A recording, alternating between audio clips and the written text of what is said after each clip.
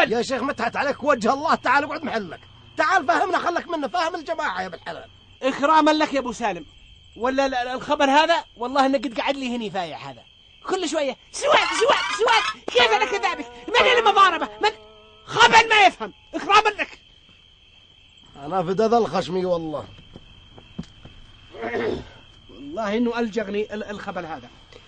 أنت مثلا يا أبو سالم كم وظفت معنا؟ الحقيقة هي 300,000 وربحت 400,000. 400,000. أبوك مرحوم. 300,000 اللي أعطيتني بداية الاستثمار معنا أخذناها من هنا، شفتها ولا لا؟